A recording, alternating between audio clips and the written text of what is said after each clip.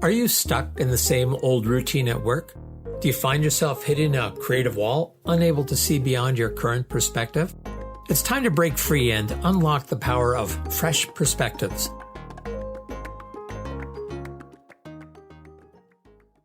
David Gouthro back with another episode of Discover Fresh Perspectives. And I'm here today with Carol Schulte. So, Carol, we're just going to dive into some of your perspectives on communication and connection. So, first of all, help our listeners understand, but there's no editing of this, trust me, about what you mean by that and why it's so important to you. First of all, thank you so much for having me. And I love that we're talking about this, you and I, because we have a special connection. And I'm very fortunate to have so many amazing people such as yourself in my life. I honestly think that relationships make the world go round. And I'm very fortunate in that I have built connections with people kind of all over the world. I've lived in 11 different countries. I speak 5 different languages. And I really feel that if you want to get to know people, it starts with creating a connection. And I think people are so fascinating. Everyone has a story. Everyone has been through interesting things. And in order to actually get to know people, you need to figure out who they are, what makes them tick, why they have the perspectives that they do. And I know my life would be very different if I didn't have the connections and the people and the relationships that I have. So I'm super grateful for them. Yeah. So a couple of questions. I'm all just going to keep interrupting because I enjoy doing that so much. So you said you speak 5 different languages. So how important? I have so many questions running through my head. How important is it to establish a connection to speak the same language of the person that you happen to be in contact with? You said you lived in 11 different countries, speak 5 different languages. How has that aided your ability to make these connections or build these relationships? To be honest, I actually think it's critical. I mean, I'm that geek who has amazing, deep conversations with my Uber drivers. I've been known to share my life story, know other people's life story by the end of an elevator ride. And I think when you're living in a different place and you're learning about different cultures, language has a huge part to do with not only the culture, but how people communicate and therefore how you build connections. So if I really want to get to know people, then I want to be able to speak in their language, because language barrier, I mean, it's amazing how we can communicate with very little to no spoken language, right? And there's a lot of different ways we can communicate. But I think if you really want to build connection and get to know people, to be able to speak in their language so that they can speak openly and freely enables you to get to know them on a very different level. And I don't really do superficial very well. I want to get below the surface. And so, for instance, I lived in Thailand for almost a year. I was volunteering there, and I took Thai lessons because I wanted to be able to talk with my tuk-tuk drivers and with the ladies that I volunteered and the nannies at the orphanage. Now, am I fluent in it? No. Can I write it? Not at all. But did I learn enough to be able to have conversations? Yes. And I think that really enriched my experience there, primarily because I built friendships and built these connections, and people, again, are fascinating. So let's assume that most of our listeners are not multilingual. I mean, there may be some who are. Let's just stick with English. Why do you think people are so reluctant to make those connections? Like, what's the root of their discomfort, or their fear that you seem not to have? Like, why isn't just a natural thing for people to do? It's so funny because I think what comes naturally to us, we assume comes naturally to everyone, like people who have skills with respect to spreadsheets and paperwork and numbers, not my thing at all. But I think for me, I feel like there's an irony, because at the end of the day, I truly believe everyone wants to be seen, wants to be heard, and wants to feel like they matter. And yet people are so afraid to be seen, to share their voice, and to actually figure out and own their contributions that they make. And I think people are afraid to really kind of open themselves up to the world. But I don't know why, if this is a good thing or a bad thing, but I've always been someone who's pretty open.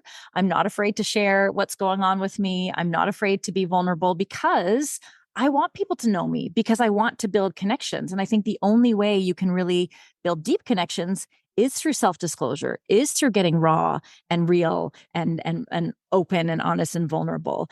And so yeah, I think people may be reluctant because they don't totally want to share everything that's going on, or they're afraid of being judged, or they're afraid of what people think. I mean, me too.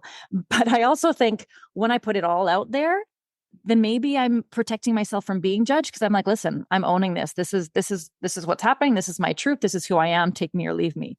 So yeah.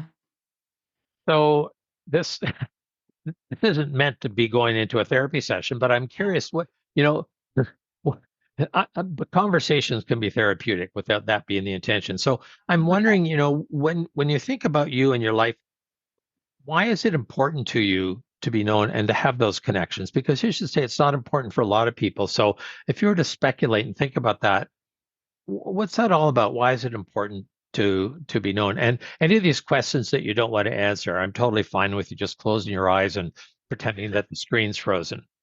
Listen, I just told you I'm an open book. I'm happy to share. Such an interesting question, David. And I have to say, I've never thought about why or where this motivation or this importance has come from.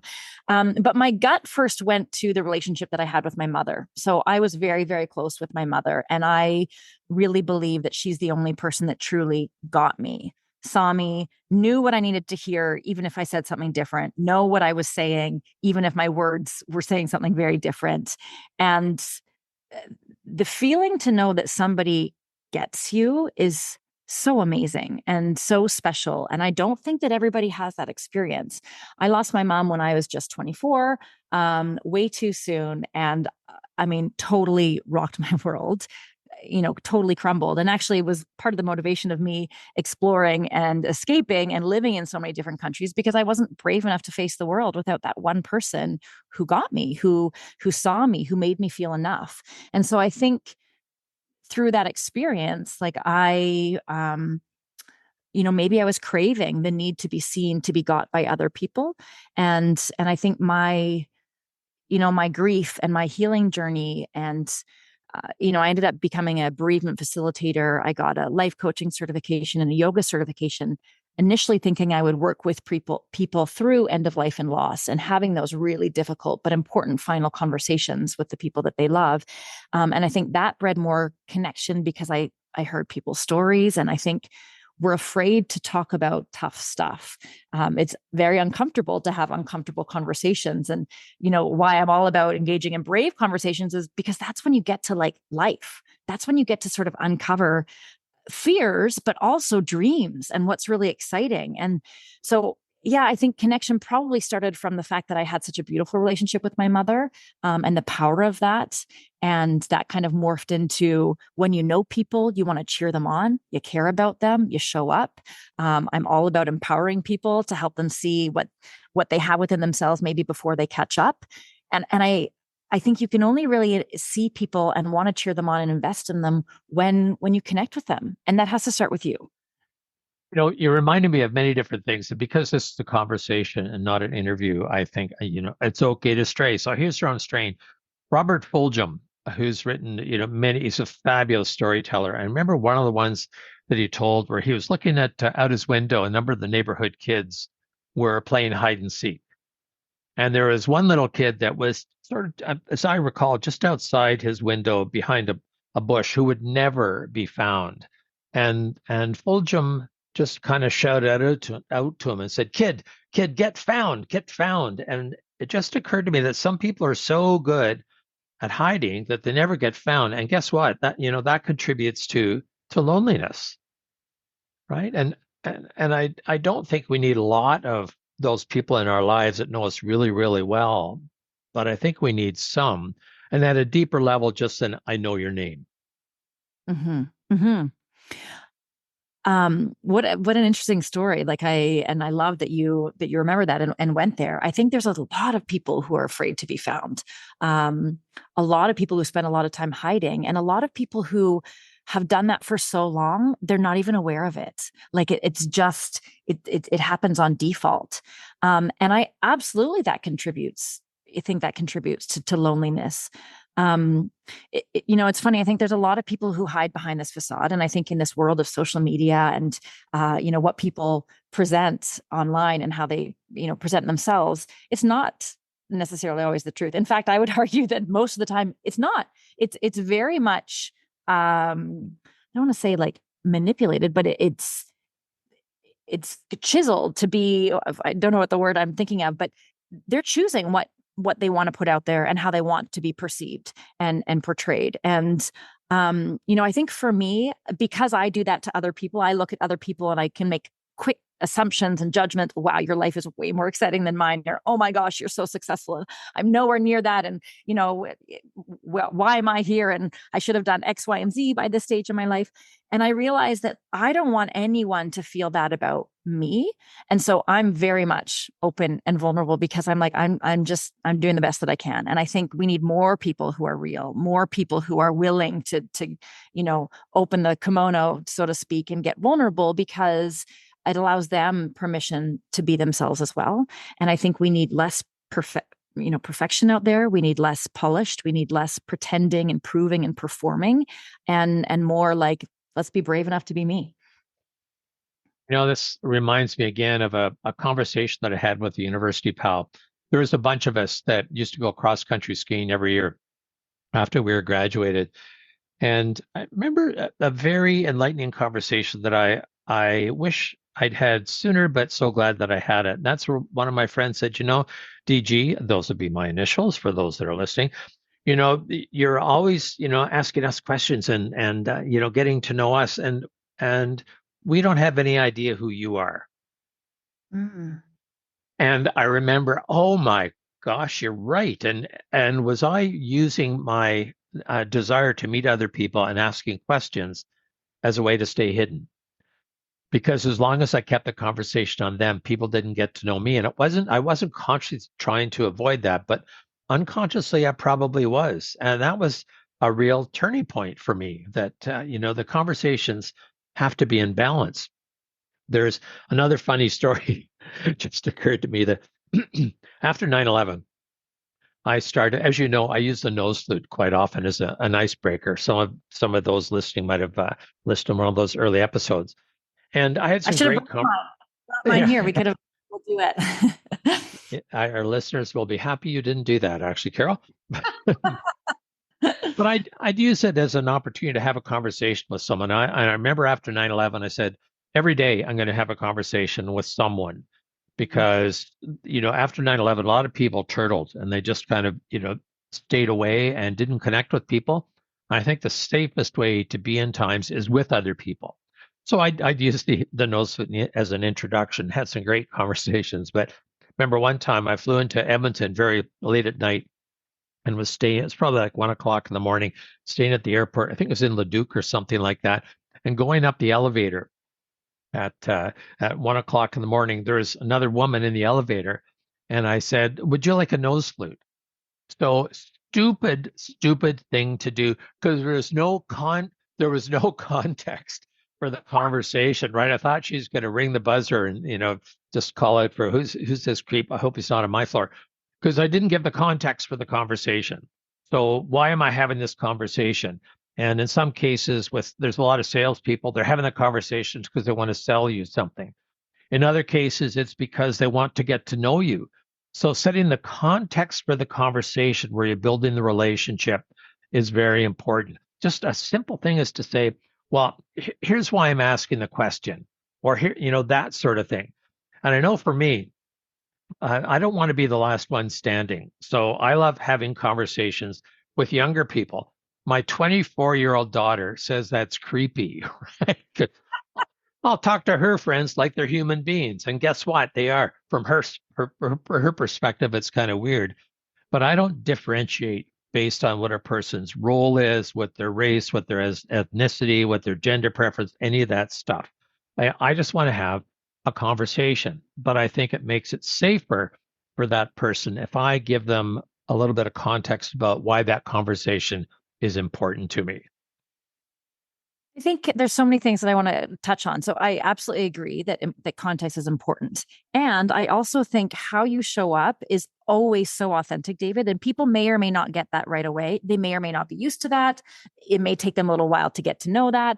But I also think regardless of context or, what you present or what question you might ask, I think we often want to not necessarily control, but impact other people's perceptions of us. And I think we do ourselves a disservice, because I know me, I have spent so long trying to change people's perspectives. People are going to think and judge and make assumptions, because that's human. There's nothing necessarily wrong with that. But if I try and control that, I'm going to then control how I show up. And that's going to impact my authenticity. I remember I shaved my head after my mom passed, a little while afterwards, to raise money for breast cancer. And the looks that I got, now I went through some very awkward hairstyles, I will admit, but the looks that I got, people, and maybe it was what the stories I was also making up in my head about, the way people looked at me, but it's like people think I'm going through like a very weird phase, or I'm a rebel, or I'm, trying this look that is not working for me, or I'm sick, or I'm, all of these things. And I wanted to stop everybody and be like, no, it's not me. I did this to raise money. I lost my mom. But we don't always get an opportunity to share our stories or our whys or our motivations. And it shouldn't matter. Like, what people think of me. I know in the Four Agreements, Manuel, why am I getting Don? I think his name was Bob. No, Don Manuel Ruiz, I think. Oh my gosh. Anyway, I'm getting him mixed up with Lin-Manuel Miranda's. But anyway, talks about the Four Agreements. And one of the things is about really not taking things personally. And one of the lines is, what other people think of you is none of your business. And I have to remind myself of that on a regular basis. But I think, if you're showing up and wanting to engage, people may or may not meet you. They may or may not be ready for that. And that's okay. But you're being true to yourself. And I wanted to comment on something that you spoke about earlier, because you said, you ask people questions and, it comes two-sided. I absolutely agree. And I think one of the things that makes you so beautiful is that you are so curious. And there are some people that are not as curious because they're so into what's going on in their own lives, or they're so focused, or they're really obsessed with this or that. You ask questions of people because you too are an incredible people person, and you are genuinely curious about learning about people. So I think that's interesting to have some awareness in terms of, do I ask questions to avoid sharing about me? And if that feels true for you, then maybe you want to disclose as well. But I think it says something about the person when they're the ones who always starts asking the questions. And I really think that speaks to curiosity, which I think is such a huge, important part of being a human, and a great human, because, that's where connection stems from, is genuine curiosity about learning about another individual. And I think there's, unfortunately, in our society today, there's some question about, so why is this person curious? The motives are suspect, right? Mm-hmm. Which is why I think giving context sometimes help. And rather than asking questions all the time, I like looking for the humor in situations. I mean, there's humor everywhere. And I can remember when I was in Toronto, where I spent the 45 formative years of my life, riding the subway. No one would come up and speak to me, like no one ever. So I thought, oh, this is really cool kind of place. But I found if I spoke to someone, and if it was an innocuous statement about something was going on, like if we all breathe in together, we're probably going to burst the doors out and stuff like that, people are very willing to have a conversation if it was a comment on something that was so obvious and innocuous. Right? Yes. Yeah. It's fun, and you're very good at that. And it's true. If people can comment on, the obvious, or like speak to the elephant in the room, or just create a sense of lightness in a place that can be tense, I think that's great. I used to have this because I used to do workshops on building connections and networking and remembering people's names. And one of the cues that I had was CQ squared or something, or C squared. QC squared. I think that was like 3 things in terms of how to start a conversation. Because a lot of people are afraid. They don't know how to broach people, or what they can do, or how to, kind of break the ice. And not everyone is, has nose flutes that they can do that with. But you can either ask a question. So whether or not it's a question about, I don't know, the weather, or what brought them here, or have you ever seen, flamingos in that shape with this, I don't know, ice sculpture, whatever it is that you might be after. So asking a question. People love answering questions. People often love talking about themselves. The C is a comment. You can comment about something going on, like, wow, have you ever seen so many people stuffed into one room? And then the the second C, so it's QC squared. I don't even know if I remember. Comment, question, compliment. So people also really like compliments. Now it has to come from a genuine place, but the amount of women that I built connections with in bathrooms, at restaurants, or at lounges, or at events, because instead of this like up and down kind of squaring off that not all women, but can sometimes happen, I'm like, oh my gosh, where did you get your shoes? Or that color looks amazing on you. And again, it has to be authentic or genuine, but because I'm curious, because I look at people and I want to break the ice, like compliment. So compliment, comment, or question, 3 very easy ways that you can break the ice when you're on the subway or out on the street or wherever. And that can also get people talking. That's a really, really good suggestion. I'm having too much fun this conversation because I'm thinking of all kinds of things that come to mind. So I walk my dog in Lighthouse Park every morning before I come into the office. She's just sitting down beside me at the moment. And I like to think of questions that I could try out just to see what response. Like something like, do very many people tell you that your dog is ugly? Let's just see what happens if we try that one on. I haven't tried it yet, but now that it just occurred to me today that might be an interesting one. That's kind of the opposite of a compliment. It's a criticism. That's not one of the C's. Like, boy, you look like you didn't get up in time to have a shower today. That's a comment as opposed to a compliment, I guess. But if the person knows you at all, then they would probably love it because they know that you would mean it in a lighthearted manner, and it would probably make them laugh. I think we need more humor in this world. That's something I want to work on. Sometimes I feel like I'm a little too serious. I don't know. Well, I only try that. I would only try that comment about the dog with strangers, someone that I hoped I'd never see again, and was going in the opposite direction. Like, would you? I love the idea of coming up with interesting, like. I think that would be that would be a really cool coffee table book that you could create, David. Random questions on your dog walk. Like that. I don't know. I'll come up with a catchy title. But I don't feel like you would ever ask a question like that. Like I don't think you're capable of being, potentially mean or rude. But I love to think about those things, right? Just so that they don't sneak out when I'm not paying attention. So, Carol, this has been a great conversation. We could carry this on for hours. And, we quite often have, great long conversations that I really love and appreciate. And, I think the perspective that you offered, especially about that QCC, is something that people could take with them. That's a very practical suggestion. So thank you so much for that. And thank you for being on my podcast. This is absolutely amazing. I so appreciate being able to stutter and ask crazy questions and prove that I probably don't deserve to be a professional speaker, but am anyhow. That's pretty ridiculous. Thank you for your forgiveness, and I hope I get the same from those that are listening. So I have been here today with Carol Schulte. It's been a wonderful conversation, and this is David Gouthro with Discover Fresh Perspectives, and I can't wait for the next conversation. Thank you so much for listening. Bye. Subscribe now, because on Fresh Perspectives, every episode is an opportunity to explore new horizons and redefine what's achievable.